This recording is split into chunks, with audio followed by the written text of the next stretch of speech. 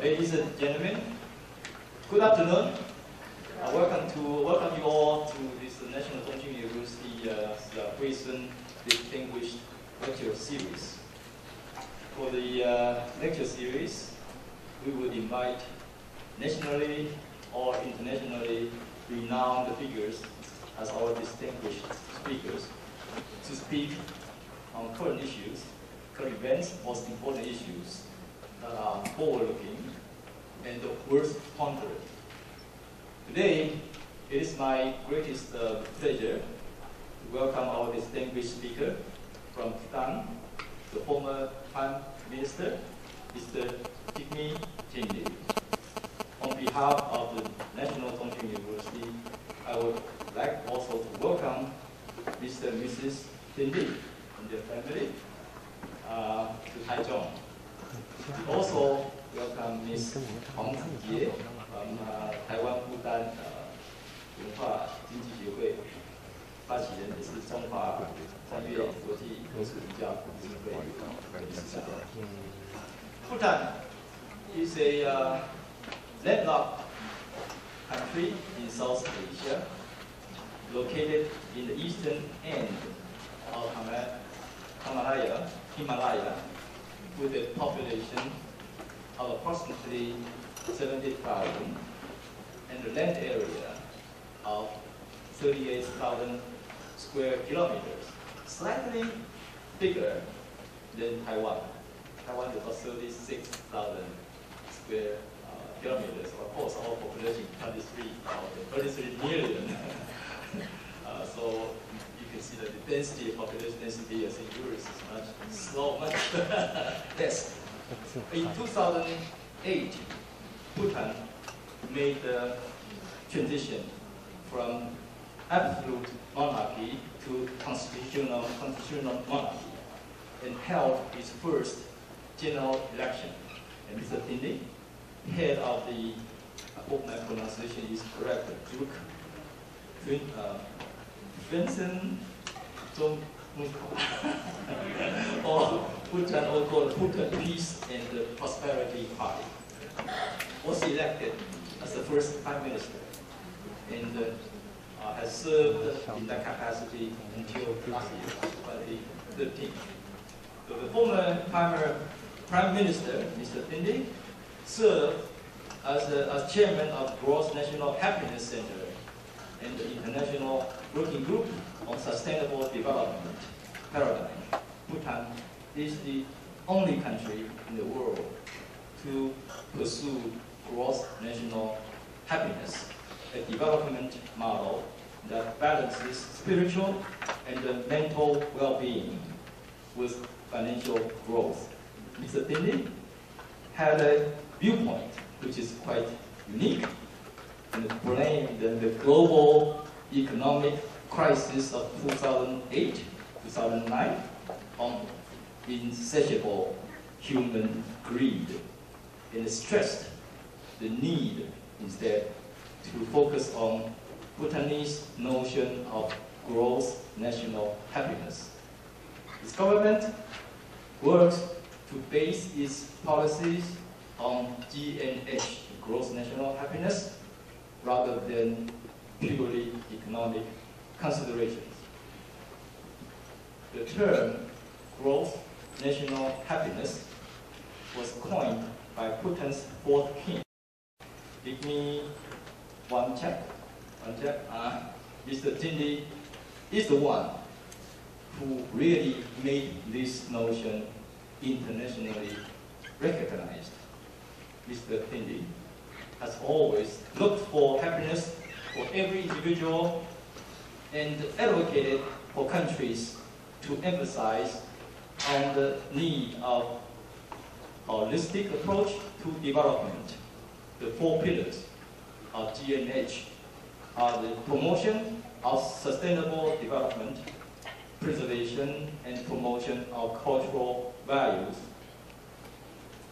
conservation of the natural environment, and establishment of good governance. Bhutan was the last country in the world to date to allow television in 1999 and imposed high visitor fees would aim to shield the country's natural beauty and Buddhist culture from mass tourism. Another policy that sets the country apart is its goal to make its farming 100% organic. Mr. Thinley, you came at the time when you personally witnessed a live demonstration of people who expressed their opposition to the cross-trade treaty on trade.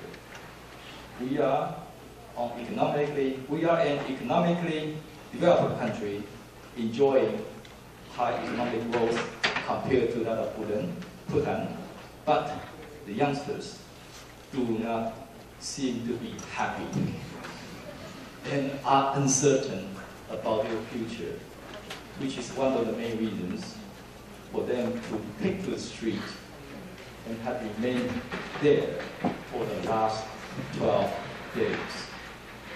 The timing is perfect for us to listen to our speaker, Master of National Happiness, Mr. Thinley. The title of his talk today is Gross National Happiness, GNH, a vision for a turbulent world. Let us welcome our speaker with a good round of applause.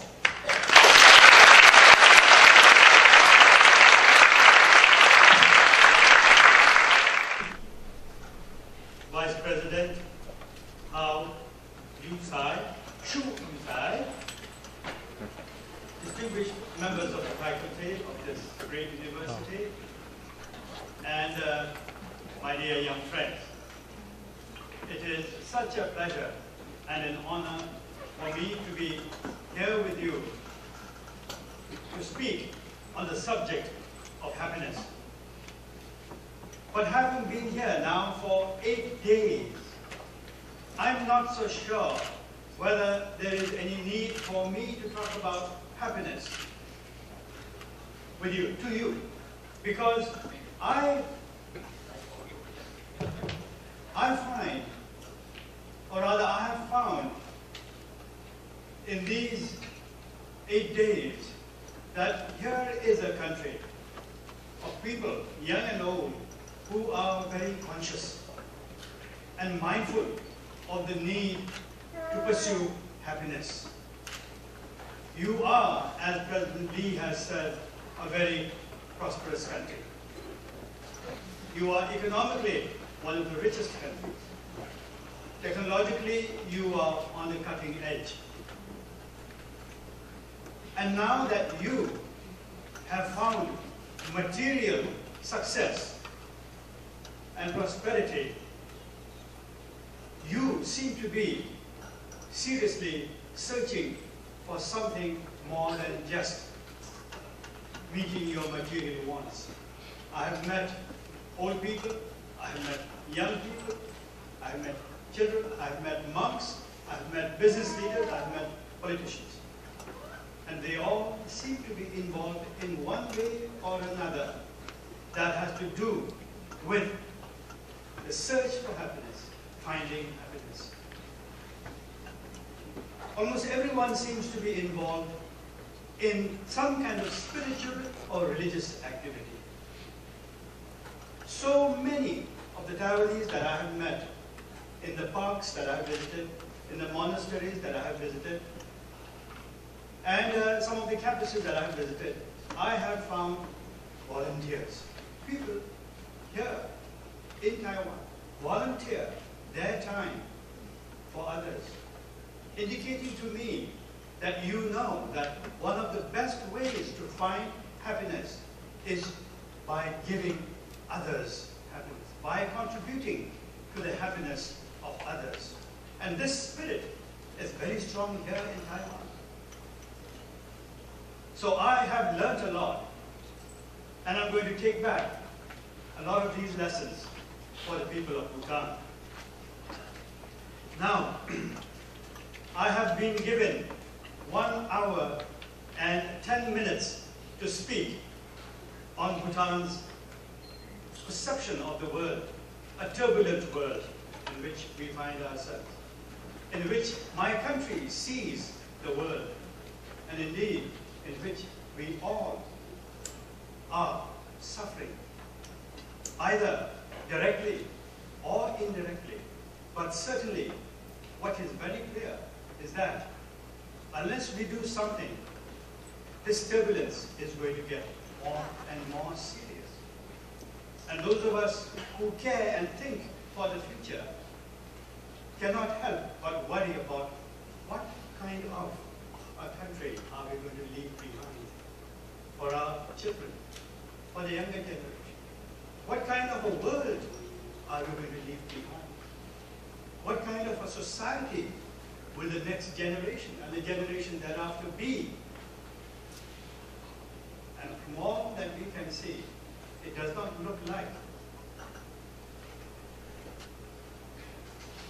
that, it doesn't appear that we will be leaving behind a peaceful, a safe, a secure world where people can live in happiness. Now, I spoke at a meeting in conference in Taipei, and I was given about the same time. I did not have a written text, so I went on, and when I thought when I just about finished, about 15% of what I had to say, there was a lady at the back who showed me the sign saying, "You have 3 minutes left." So, there's a lot that I want to say, and so I have written it down, and I'm going to read it. Now, before I begin, I would like to request all of you to look to your right, to look to your left, and smile. Acknowledge the person next to you. And I'm glad you have done that, because the next 1 hour, you will not be smiling. And the reason for that is because happiness is a very serious subject. It's a very serious subject. Pursuing happiness is a serious matter. And it requires us to become mindful of, as I said, the turbulence that surrounds us. The unhappy things that are happening all around us every day. The cruel things that we do to each other. The way in which we compete with each other so that we can succeed and the others fail. I was at the Berkeley University some 9 years ago, and I spoke there also on the subject of happiness. And a student, at the end of my speech, a student got up and said, "You spoke on the subject of happiness and you did not even smile once." It is a serious subject. I will begin now. Seriously. Since the time, of course, the topic is gross national happiness, a vision for the turbulent world. Since the time, I have to keep my watch.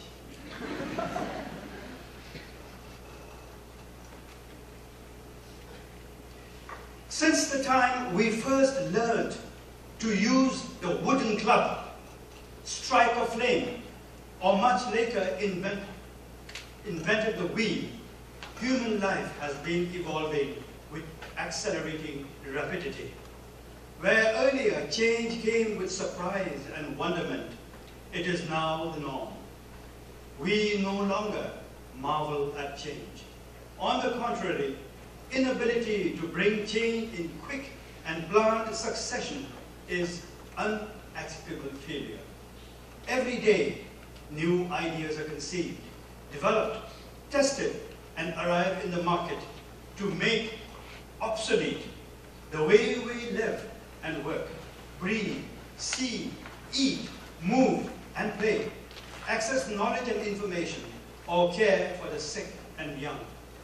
And so, with a neurotic sense of urgency or compulsion, those of us with the means grab the new to usually discard the old and leave behind those without the means in a world that is further apart.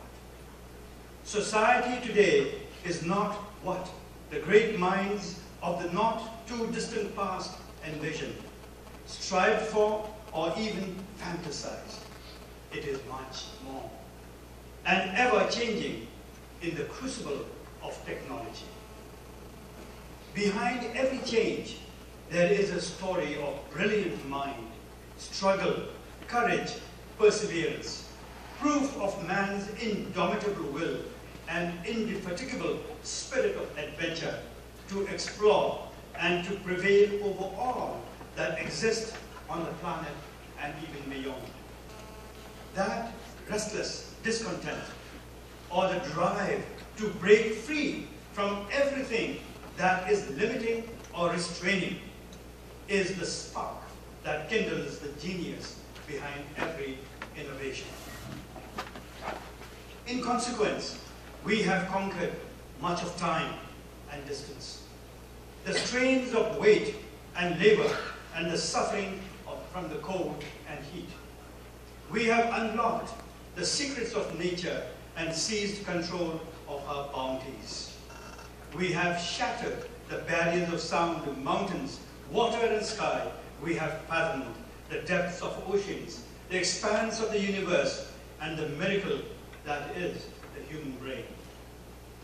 We dare to employ technology to unravel the secret of life itself and the mystery of aging and dying. In our search for prevention and cure of diseases, we have already acquired the power to create life in parts and hope. Stem cell research and cloning are astounding achievements. Even immortality appears not to be an impossible dream. Human ingenuity has crossed all bounds to make life easier, comfortable, healthier, amusing, and pleasurable. Yet, wonders through change will not cease, for after all, change is the outcome of humankind's limitless imagination, wants and ceaseless endeavor. But are all the wonders of change and transformation that we create, witness, and experience almost on a daily basis, are these improving our well-being as individuals, as human beings, and as a society, or as a species? Are we, at the very least, safer now than in the past? Are we safer? And can we ensure our future generations, posterity, a safer and a more secure life by continuing on the same path that we tread today? Are we really better off because of all these achievements? What is the state of human civilization, our civilization? This leads us to inquire into what it is that we as human beings seek in life, and whether this need is being satisfied or attended to. We need to think of what it is that we really want. More than want, what it is that we really need as human beings. And are we getting that? Are we coming closer? I believe human evolution, in a civilized sense, has to do with aspirational progression. We evolved from animals with the lowest common aspiration for simply physical survival to the higher aspiration of material well-being, to finally become mindful and desirous of the need for sustained happiness. And that is the highest state of being that is attainable only through the totality of physical, material, mental, and spiritual well-being. So we have this step from mere survival, aspiring, struggling for survival every day, to material comfort. And now here in Taiwan, you have reached that stage of aspiring for the highest, and that is lasting, sustained happiness. Not this fleeting pleasure we're talking about, sustained happiness. Needless to say, such a complete well-being includes social, economic, and ecological well-being. The state of happiness thus arising has, as I said, nothing to do with the fleeting, ephemeral pleasures arising from sensory satisfaction or gratification of wants that are usually mistaken for happiness, and which in turn has caused trivialization of man's most important goal. We mistake pleasures, what satisfies our wants, our senses, sensory pleasures, external stimuli as happiness. That's not happiness. These are pleasures. And because we have mistaken happiness for such, we have trivialized happiness. We have considered it to be unimportant. And we don't talk about it in politics.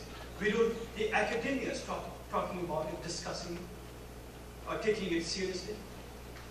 This, I believe, is the essence of the narrative of human civilization. It is happiness that has inspired all great thinkers, philosophers, teachers, religious, spiritual, and wise leaders as they guided the advancement of civilization. A quick survey of the world tells us that the odds are stacking up against mankind's chances of ever achieving happiness, this highest and natural aspiration. There are many teachers, spiritual teachers, who say that man's natural aspiration, need, is happiness.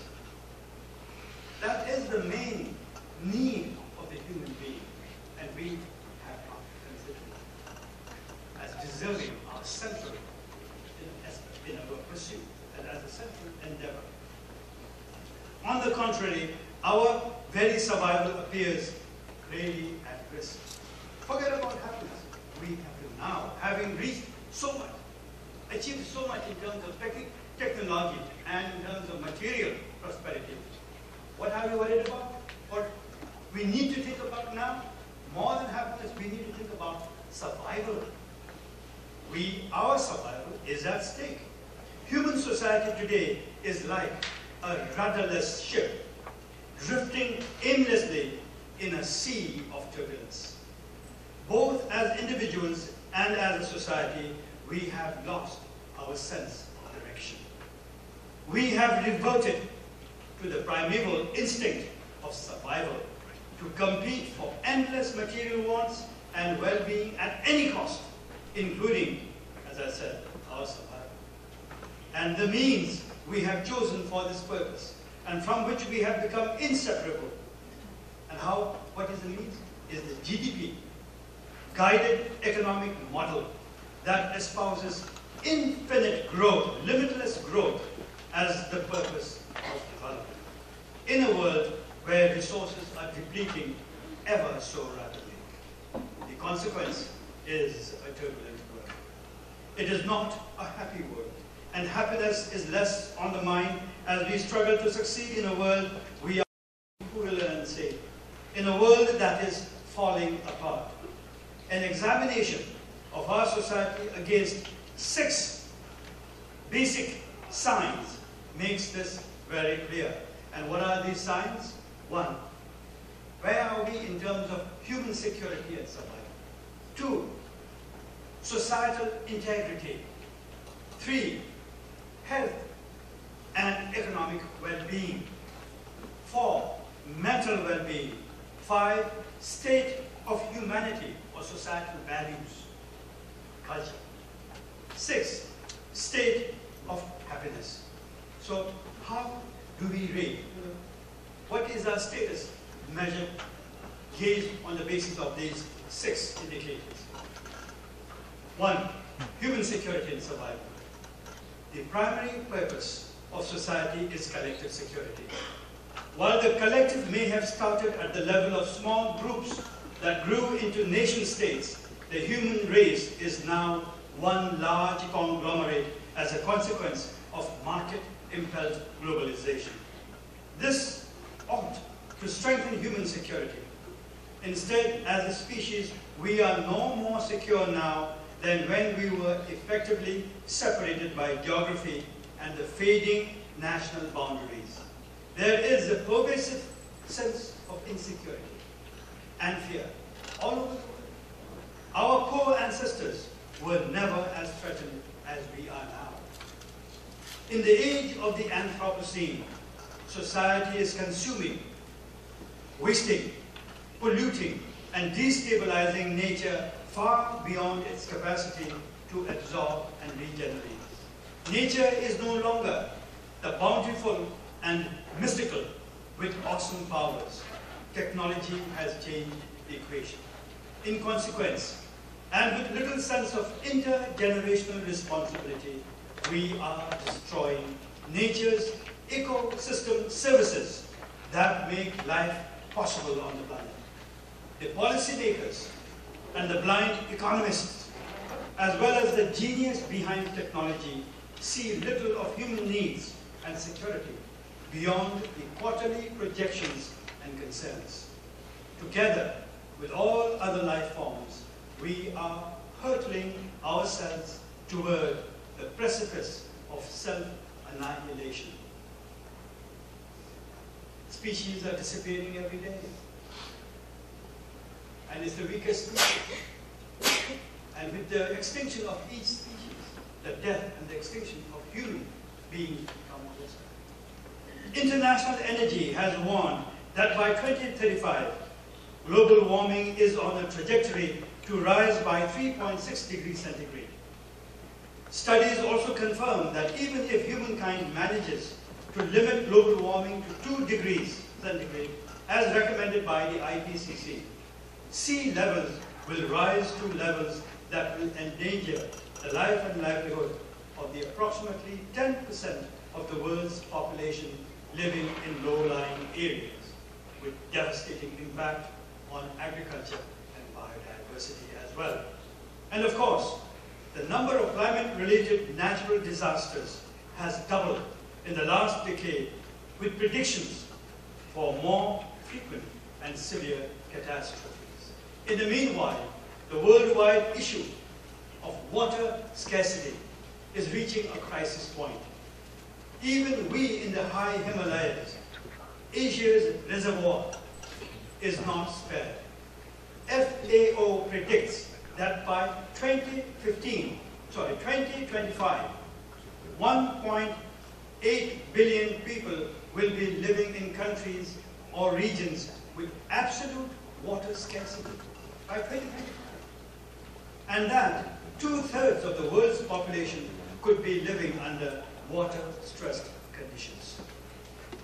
Caused mainly by industrial farming and synthetic fertilizers, soil degradation too is happening at such a rate that we will produce 30% less food over the next 20 to 50 years, whereas projected demand is for 50% higher to feed the more than 10 billion people by 2050.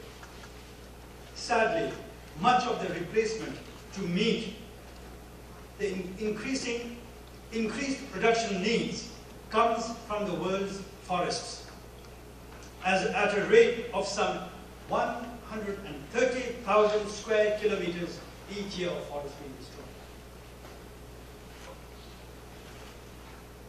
And the clearing of these forests aggravate the problems arising from climate change. If this trend continues, that is the destruction of forests, WWF predicts that no more than 10% of the world's forests will remain by the year 2030. Only 15, 16 years from now. And the vast oceans oceans offer no comfort. We think, oh, at least we have the ocean, a resource, plenty of food. But the fragile ecosystems of the ocean are also collapsing due to pollution, rise in global temperature, excessive overfishing, acidification, and eutrophication. Scientific reports warn that, well, this is shocking, world fish stocks may run out by 2048. And that, without urgent measures, we, our generation, may be the last to catch food from the ocean. Shocking. We don't talk about it. But this is what research tells us. It is scientific.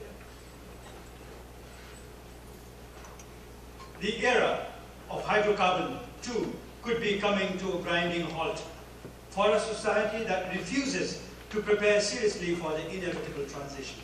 Oil and natural gas reserves are estimated to run dry within 40 to 60 years, respectively, at current rates of consumption, whereas demand will shoot up. This has led some to predict that in the post-carbon era, crop yields from our petroleum-based industrial agriculture depends on petroleum, petrocarbon. All those manufacturing of chemicals, fertilizers, power tillers, combines, all the machine, transportation, will go down to levels that may not be able to support more than 3 billion people, causing large-scale starvation and food-based conflicts. It is shocking how we, as intelligent beings, are failing to see our actions threaten our own survival. Worse still, we don't seem to care.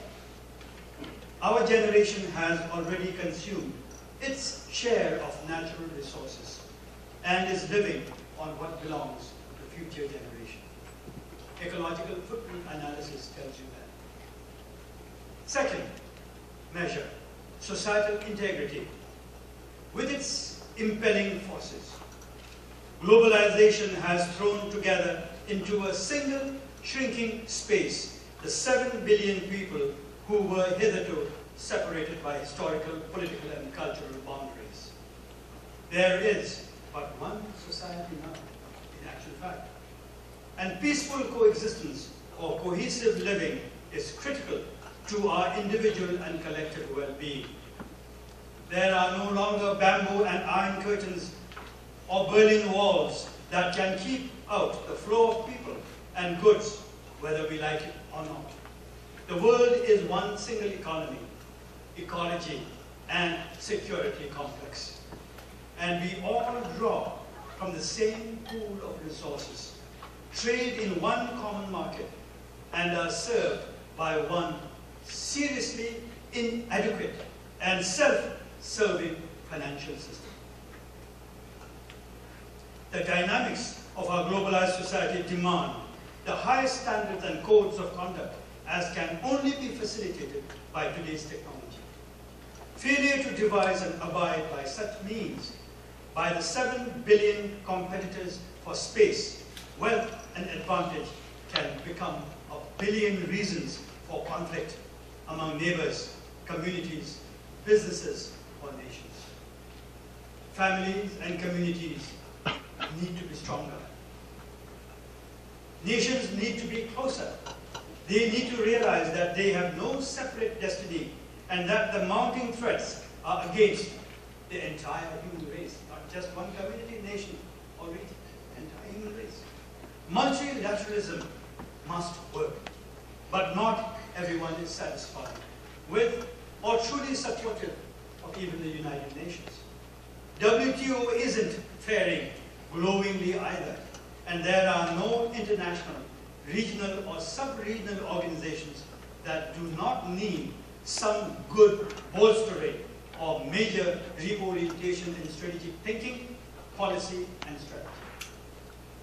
What is in evidence, unfortunately, is the paradox of globalization. Even as we are converging physically, coming together physically, we are breaking up. We are breaking apart psychologically, socially, and politically. Globalization is as much a collision of forces, big and small, great and petty, good and not so good. These are tearing apart families, communities and nations, and xenophobia is becoming mainstream political psyche. The risk of war between and among nations is escalating, especially over access to and control of scarce resources, and competing ideology raising higher the specter of a thermonuclear enemy. The proliferation of nuclear capability among states, some of which are extremely belligerent, and the possibility of nuclear weapons falling in the wrong hands only heighten our apprehension. At the same time, our fear and suspicion of each other, caused among others by the weapons industry, is not easy. Reports on global security list 9 armed conflicts with more than 1,000 deaths per year. 33 armed conflicts with fewer than 1,000 but more than 25 deaths per year. They also list 48 active major rebel groups of varying capabilities. In the meanwhile, there are reports that silent water wars have already begun. It's a dangerous place to live in. Globalization's role in buttressing societal integrity has been dubious. Its centrifugal energies are nurturing individualism, separatism, and conflict. As friends, families, and as communities and nations, we are becoming weaker, and our weakening society is failing to perform its duty to bring and keep together people. Now I come to the third indicator, which is physical and material well-being. Are we physically better off? How are we faring on this front? Are we getting healthier? And are we sharing the benefit of the immense material wealth we have created? We ought to be healthier physically with all that technology provides to ease and improve conditions in everyday aspect of life. Ironically, these very advantages are making people unhealthier as well.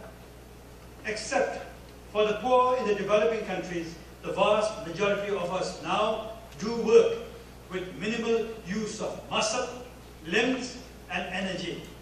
And at the end of the day, we gain more calories.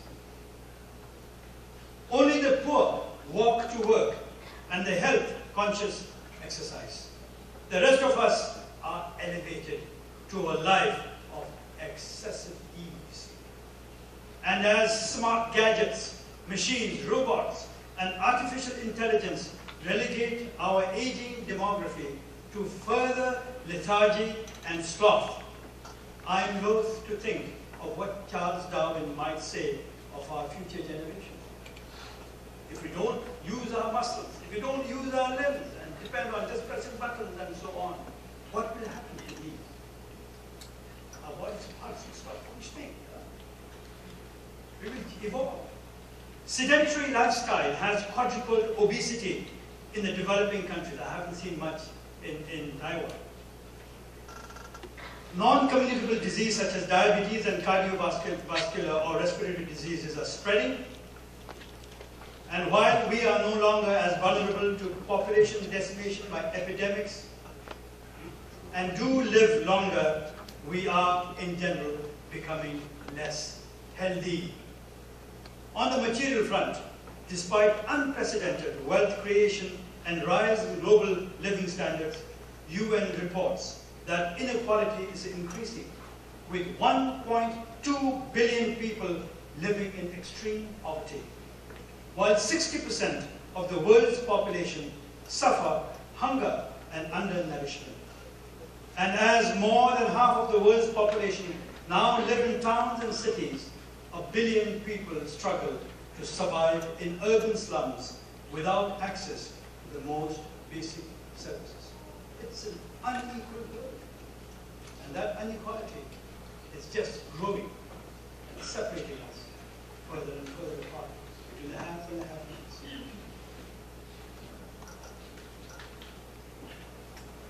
20% of the world's people presently consume 86% of all the goods and services, while the 20% poor consume just 1.3%. The richest 20% use 58% of all energy produced, and the poorest 20% use less than 4%.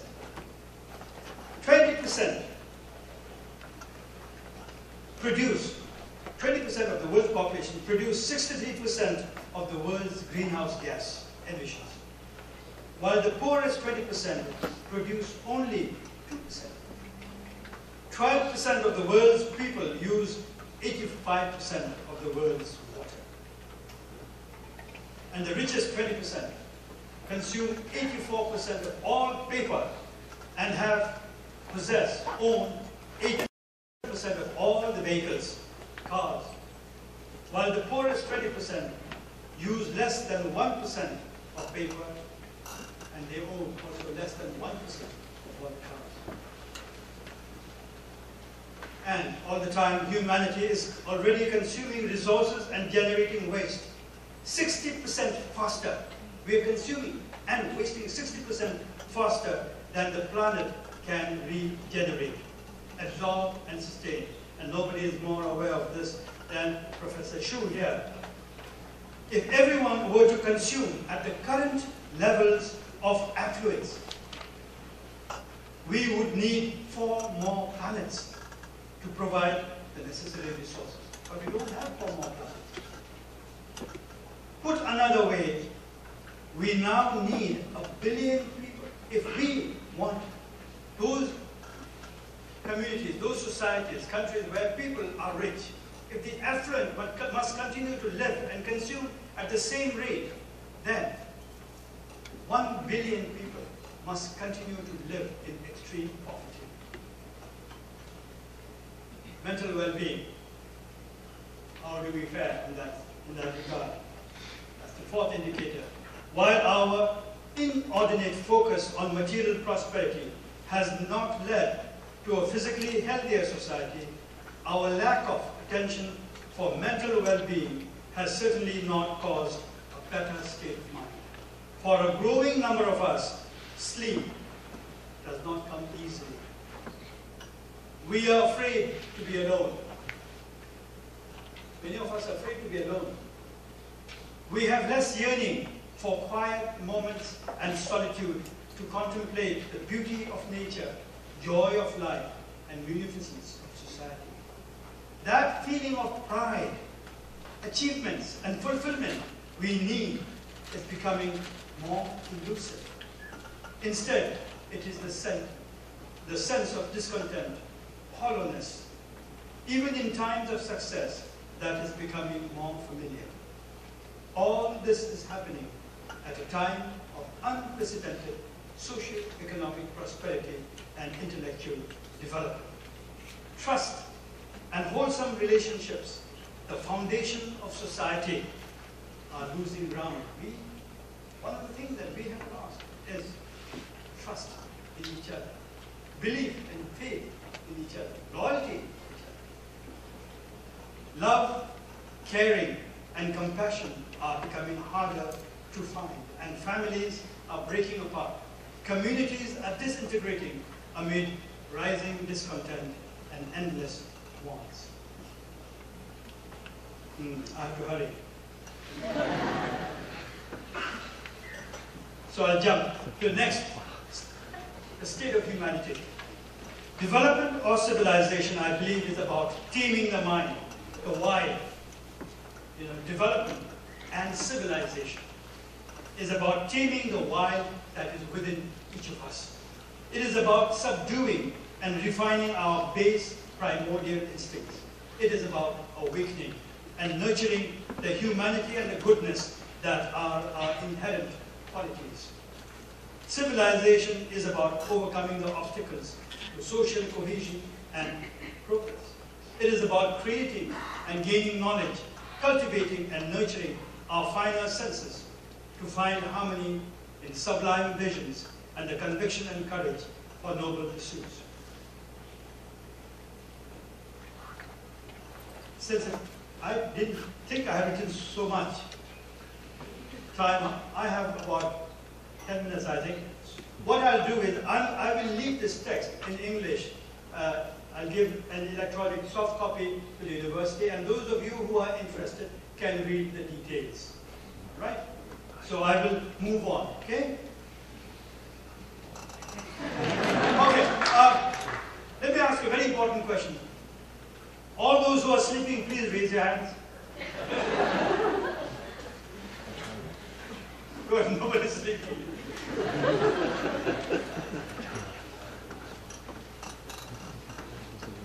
What is happiness? So I'm skipping, okay?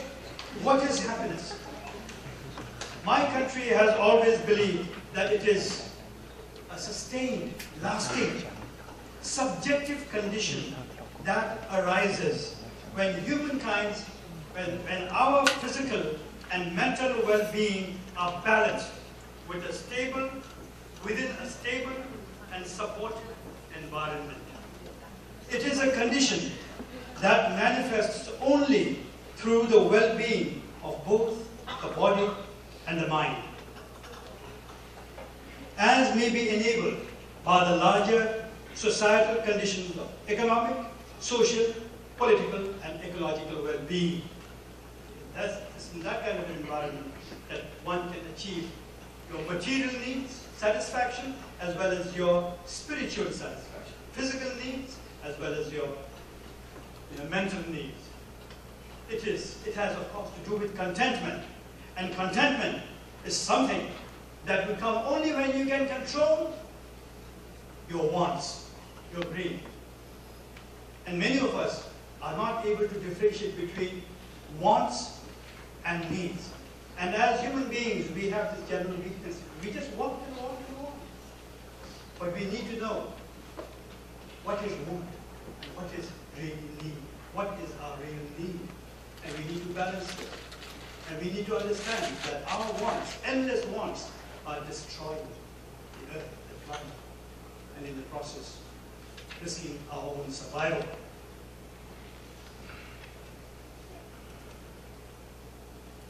So, happiness then is what every human being wants in life. And we in Bhutan believe that if happiness is what everybody wants in life, what every Bhutanese wants in life, then it must be the responsibility of the leaders, the responsibility of the state to create the enabling conditions, social, economic, ecological, and so on conditions, so that anyone who wants to pursue happiness has a reasonable chance of succeeding and finding happiness. The government cannot say, oh, everyone is to pursue happiness and this is how we do it. No. The state's responsibility is to create the conditions, social, political, ecological. And then if anybody wants to pursue it, should be able to achieve success. My dear friends, why is it that society has arrived at such a state of turbulence in the world today? How have we become such gluttonous monsters that have overgrown the planet and are devouring it? Why have we become the threat to our own survival? We believe it has all to do with the wrong path we have chosen. The path that is known as the path of endless, limitless development, economic development, which depends on exploitation, extraction of resources, spending the resources that is available in nature. But there are only limited resources. Nature is not unlimited in terms of what it can provide to facilitate economic growth. Uncontrolled, runaway growth, and And much of the growth today is all about meeting our pleasures. Much of the technology today focuses on fun things. Things that make us feel good, but do not really enhance the quality of our life. But create. Firstly, but require so much of extraction of natural resources, and then create so much of waste pollution. So we need to change. And so Bhutan has come up with this development paradigm that we call gross national happiness, which is to meet the needs of both the mind as well as the body within the limits of what the environment can, ecology can provide. And we have come up with how to go about this and how to measure it. Basically, to create the enabling conditions for a human being to be able to pursue happiness, we have come up with what we call a holistic paradigm that comprises of equitable and sustainable socio-economic development, 1. 2, conservation of our fragile ecology, the Himalayan ecology. 3, cultural promotion as human beings. And 4, good governance. And these can be measured by physical well-being, educational attainment, living standard, environmental resilience, cultural diversity, community vitality, balanced time use, mental well-being, and good governance. These are the indicators. This is the index that we have to measure. And I'm happy to say that these are being now increasingly accepted and respected by the world community. And today, Bhutan is actively participating in the global search for a new economic paradigm. I'm today heading an international working group of experts comprising 71 experts from all over the world to make recommendations and to submit to the United Nations as it works on a new development paradigm for the UN to consider. We have submitted our first report. We have also held a high-level meeting in the United Nations that was extremely popular and successful. And the hope is that as the Millennium Development Goals come to an end in 2015, you all have heard of the MDGs, have you? Millennium Development Goals that was adopted by the UN in the year 2001 for all the countries to pursue, implement. And these have to do with basically overcoming the challenges to survival, basics in the socio-economic development. And now the world, the United Nations members are coming together to talk about what next to pursue from 2015. We are a part of that, and it is our hope that the world will be able to agree on a new paradigm that will focus on human well-being, sustainability, equality, and happiness. Thank you very much.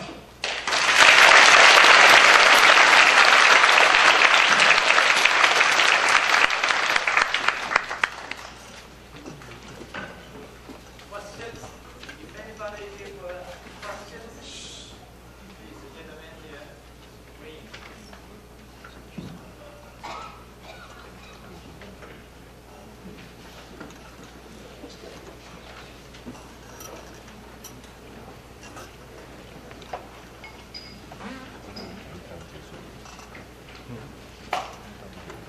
Yes. So, ladies and gentlemen, good afternoon. My name is Daniel. After this education, I have a few questions. Since 1971, Bhutan has pursued a unique development path guided by the former king's philosophy of great national happiness. The principles of the state have been set in policy through the GNH Index based on sustainable and equitable socio-economic development, environment conservation, promotion of culture, and good governance. In the first pillar of GNH, the government had resolved to change all education facilities into green schools. Compare Bhutan and Taiwan.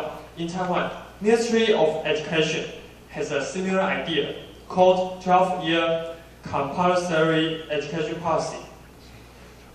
However, after we brought it into force, some students still thought education just means getting good grades.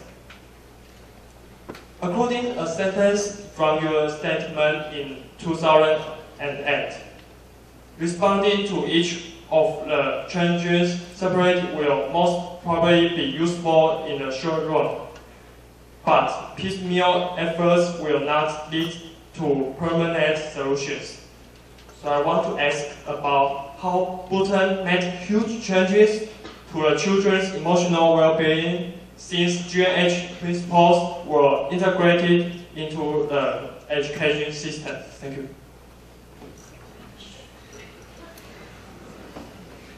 Some background information is that recently the government has implemented this 12 educational. The question is how would your government would deal with these big changes in terms of education when you wanted to invent this notion of GNH, this big change, big change, how do you deal with it? Well, firstly, in Bhutan, implementing such a philosophy and policy has not been difficult. And the reason is because, in the initial stages of development, in most countries, people are more spiritual than material.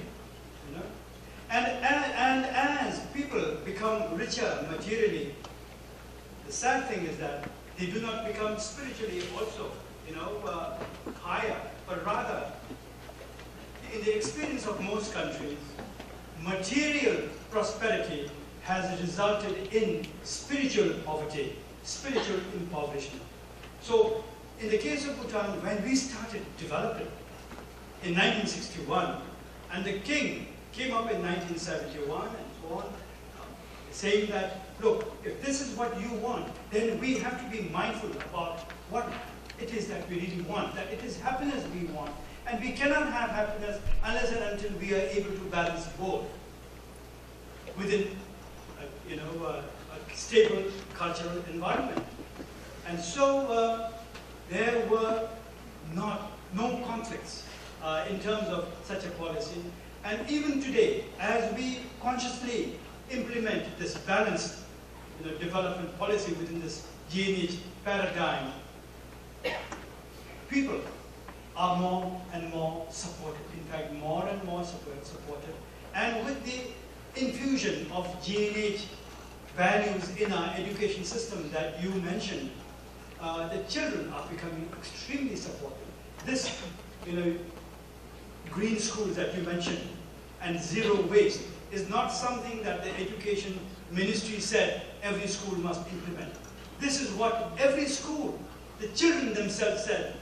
If this is what, if our country, if as a society we are going to do this, then we realize, given the fragility of our environment, we have to contribute to something. And so we want to promise, we want to pledge that we will make our schools green and waste-free. So it hasn't been much of a challenge, and we are continuing to implement this policy seriously. Today, Bhutan is greener than we were when we started development. We had 64% forest cover. Today, Bhutan has a forest cover of 80%. Bhutan is the only country in the world that has pledged at the Climate Change Summit in Denmark, Copenhagen, that we will remain forever carbon neutral. And we are the only country which has, as a policy, that we will become, as a nation, an organic brand. Meaning then that in a given number of years, probably 15 years of time from now, every agricultural produce coming out of Bhutan will be accepted internationally as being organic. I hope that answers your question. Yes, thank you. Thank you very much.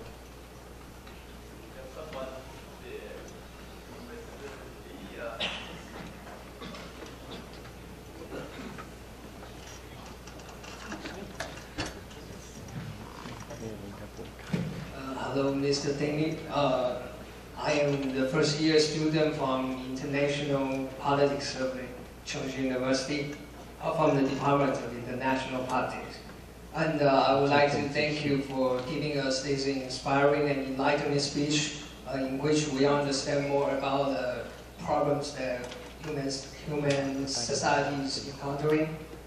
And my question is related to the globalization in Bhutan. Globalization has been prevailing all over the world, and inevitably Bhutan has been involved in this trend of globalization.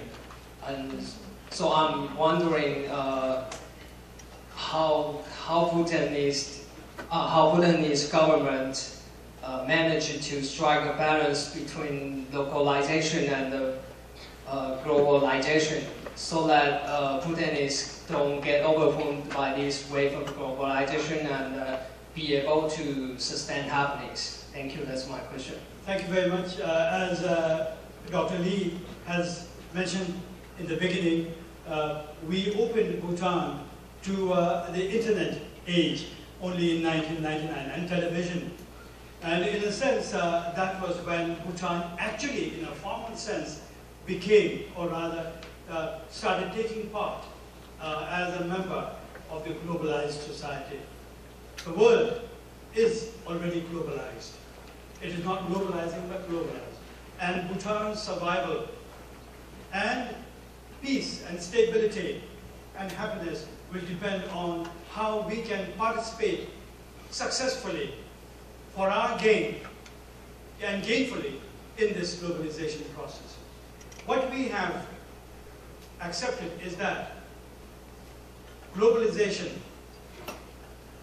is something that is inevitable, that is a reality, and that it has so much to offer. And Bhutan has already gained considerably in terms of technology, in terms of trade, in terms of education, access to knowledge. For instance, Bhutan is a poor country, and providing even knowledge, say even textbooks, the latest textbooks and resources, building libraries is very costly. But when you have access to the internet, for instance, people, our children, have access to as much information as you here in Taiwan have, without having to build these costly physical, resources, library and so on. So we are participating actively and we are gaining. What is good about the globalization process, and what makes it possible for us not to lose what we want to preserve and protect and our value systems, is that the Bhutanese have already, having gone through this experience of mindfully pursuing happiness since the early 70s till now, I think, and then being very culturally sensitive. The Bhutanese are very conscious about their identity. Bhutanese are very conscious about their culture, about their value systems. Because we began our development when most countries had already lost their values or lost their identities and compromised. We began not with being shameful about being Bhutanese. Many countries, many societies began the development process by being embarrassed about what they were, about their cultures. They wanted to be Western. But we began our development with a sense of pride in ourselves. And so in our families, the extended family network, for instance, is a very important aspect of GNE.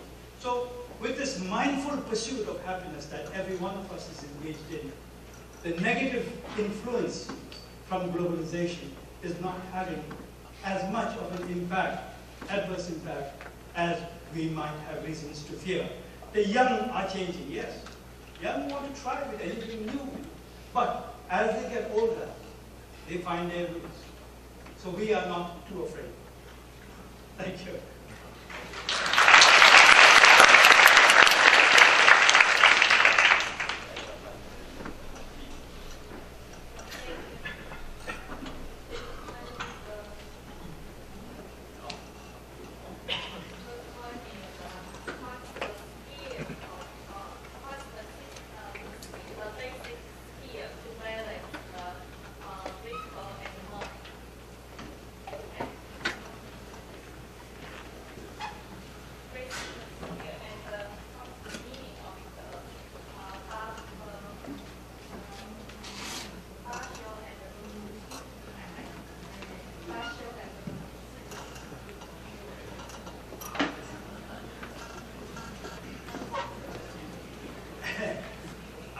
To answer your last question first, these are just unimportant titles. Limbo is basically somebody who has become a minister through the electoral process, or a person who has been elevated to the rank equivalent to a minister through a special award conferred by the king. In my case, I have been a limpo before democracy came in. I received the title from the king, so I still keep it. But I also became an elected limpo as well. Dasho is a title not unlike the British knighthood, when they knight a person and you give the title of a sir. So Dasho is equivalent to, let us say, a knighthood. And he wears a different color sash. And even today, he wears a sword every day to office, to work. The main question was, okay, the skill needed to balance. I think the skill needed to balance is what, as I said earlier in my speech. There's a long explanation. What has been said, and in particular, before the high-level UN summit that I organized at the UN in 2012, we had a workshop, a meeting at the Columbia University among many scholars, and there were 7 Nobel laureates. We were talking about happiness. And what we agreed there is that we need skills to be able to pursue happiness, to be able to mindfully balance the needs of the body and the mind and so on. Let me simply say that this is what all our teachers in the past, Christianity, Jesus Christ was a teacher. Buddha was a teacher. And you have all the teachers, Hinduism, Islam, all these were teachers. And we have had other great teachers. And what they have actually taught us are the ways through which we can, firstly, understand ourselves, our needs, and know how to pursue them. These are about skills. These are about conscious practice of good life.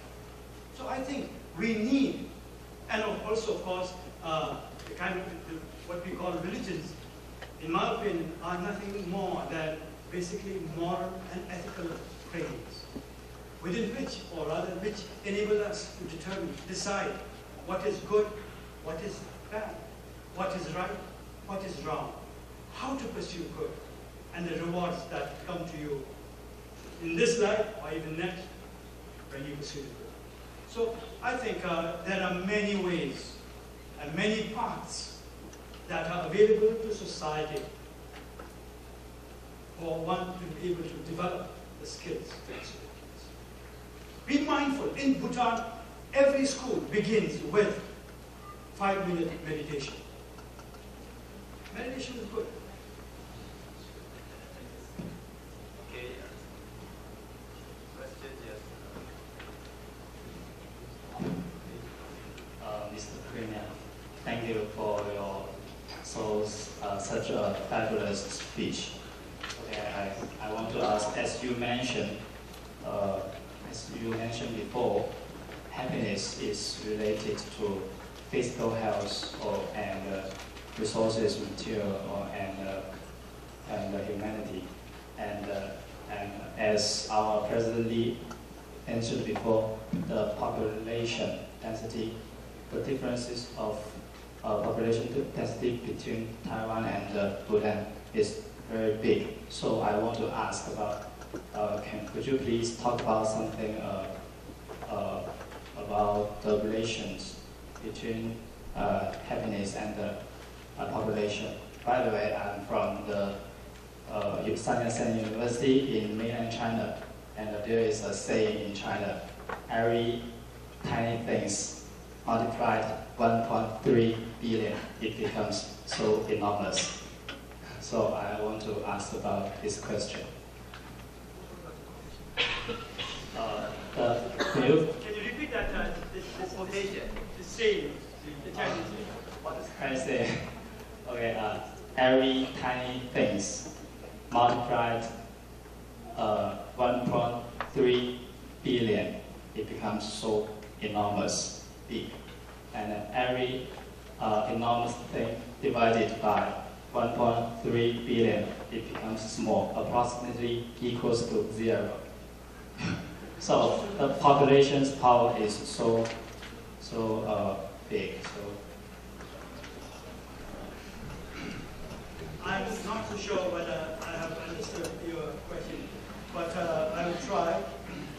The relationship between population and happiness, essentially, that is it, or rather, the size of population and happiness, that is the essential.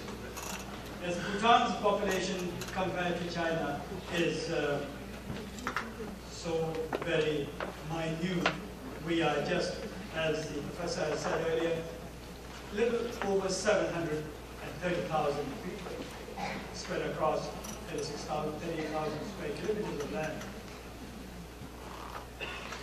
Population, if the size of population, if it has anything to do with happiness, has to be in terms of survival, the issue of survival. And today, survival is the biggest threat facing mankind. As I've said earlier, we are consuming, we are devouring the planet Earth ever so fast. Already, this generation has already consumed its share. And if we continue at this rate, we will not only leave nothing for the next generation, but possibly we deepen the risk of our own survival. The quality of air is already such that in some parts of the world, it's poisonous. Water is not only drying up, but because of the way of our life, because of the heavy, dense populations and so on, water is drying up and we are poisoning water. Because of the population growth, 7 billion now, and in another 15 years or so, it's going to be 10 billion people. 20, 25 years, 10 billion people.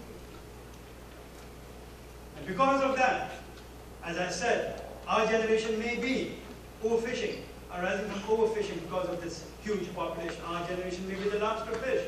And as I was discussing with Professor Shu earlier, our agricultural practices, intensive agriculture, and wrong methods of agricultural practices, and industrialization of agricultural production means the methods. It is possible, according to, again, research, that the topsoil, which averages about 1 foot, the topsoil on which everything grows, is eroding, denuding so fast that within 60 years' time, if you continue at this rate, within 60 years' time, there may be no topsoil left. Then what will we grow? Earth will not be able to sustain any kind of agricultural growth. We are consuming our energy sources, which are basically hydrocarbons. Within 40 and 60 years, gas, 40 years, oil in another 60 years, finished, exhausted.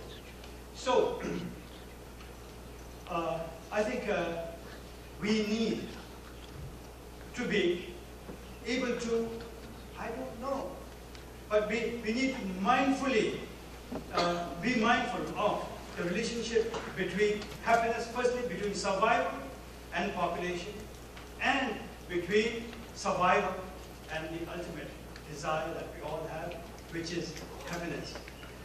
Given the rising growth in population, especially in the developing countries, in the developed countries, the population is coming down, but it's going to grow for another, I think, 35 years or so, population is going to rise. We need to know how to be able to make efficient use of the limited resources and share what we extract and what we produce from those resources in an equitable, fair, and just way. That's as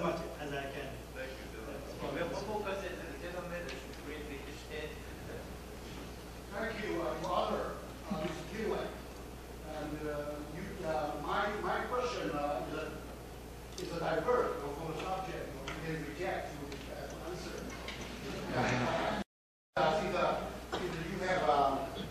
Since you have been elected for Prime Minister for 2 terms within 6 years, so you may be waiting on that. Also, maybe there's another term is waiting for you because you are so young and active, according to your previous experience. You surely have sufficient information and wisdom to deal with the nation around Bhutan, that is China. So would you please to share with us with your aloft position about your understanding about China? And the second question is, what's your advice for our young generation on this island for their personal development? This is my question. Thank you. Thank you very much. Firstly, for saying that I'm still very young.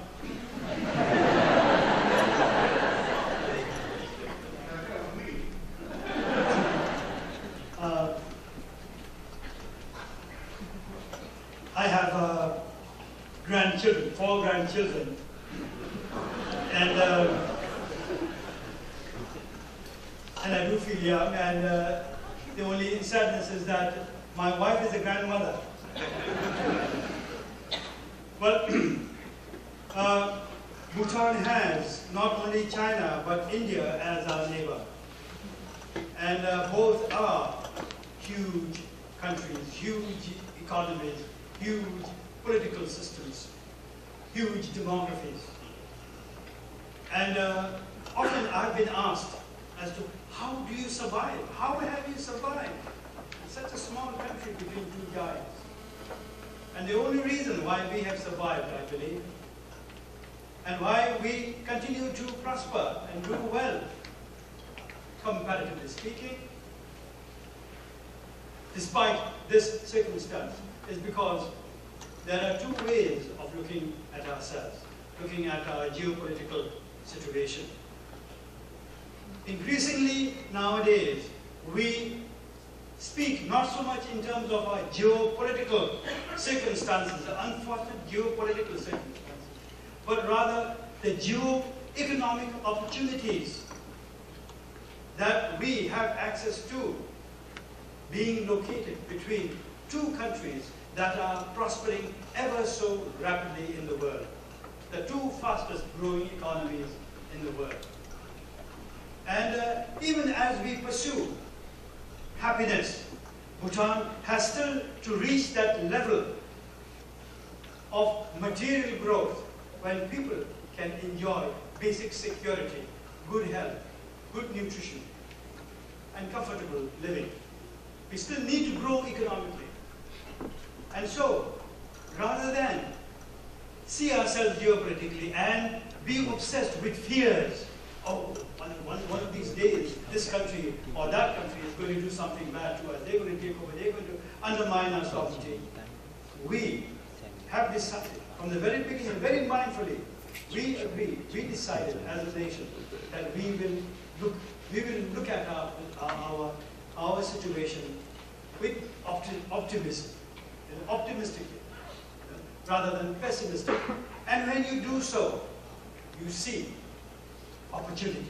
And when you see opportunities, you also come up with, you have the psychology, and then you come up with the knowledge and the strategies, the means to be able to realize those opportunities.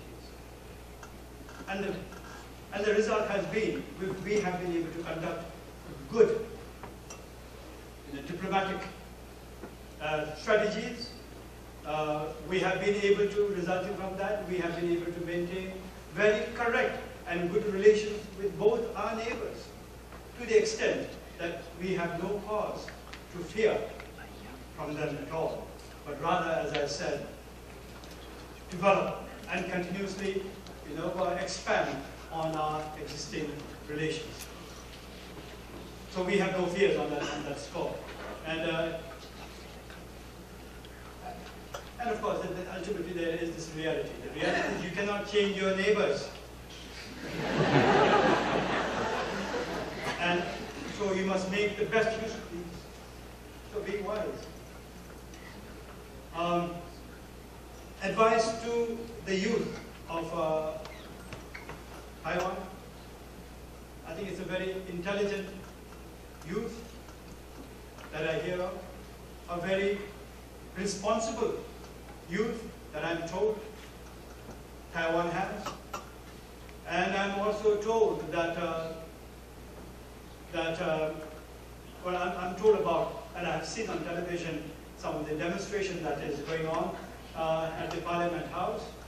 And what I see in this is the youth's active participation in the political process, in policy making, in decision making. I'm sure there are many youths who agree with what the government has done, and there are those who don't agree. And in a democracy, we all don't think alike. But what we think in a democracy, it is not only our right, but our responsibility to share with the policymakers, with the lawmakers, with the leaders. And you are doing this. And today, we have a full house here in this university to come and hear my presentation on the subject of happiness. It kind of convinces me that you are mindful of not only the present, not only about jobs, not only about the economic well-being of yourself and of the country, but you are also equally concerned and interested in your mental well-being, your psychological and emotional well-being. And what I have seen also tells me that Taiwan is as concerned about what is happening in the world today and how you can support other countries, less fortunate countries. Your development cooperation program is impressive. So, let me simply say, continue to be active mentally. You can be politically active, socially active, spiritually active, ecologically active, but be active. And as long as you are active, I think you and the country will not go wrong. It is when you become, when you become disinterested, and when you stay away from being responsible as citizens in actively participating in the politics and in determining and shaping the future of this country. But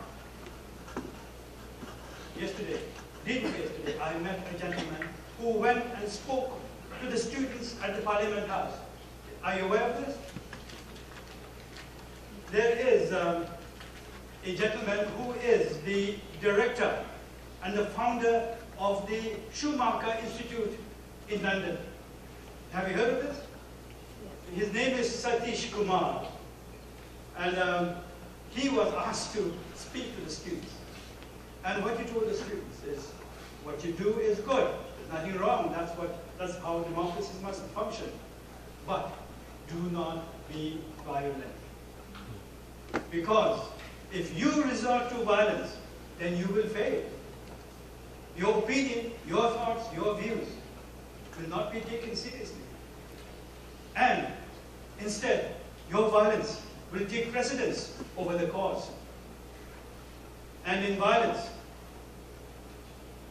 when it becomes a conflict, you will lose because the forces, the strength of the state is always greater.